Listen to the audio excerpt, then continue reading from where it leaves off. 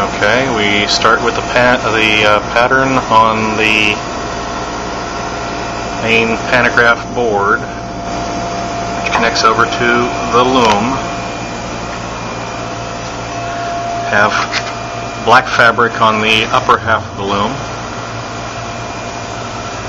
and white fabric on the lower half of the loom.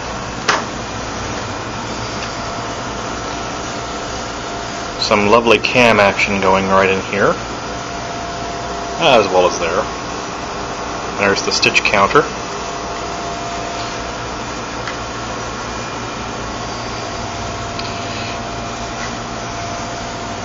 Went for a variety of colors on the thread.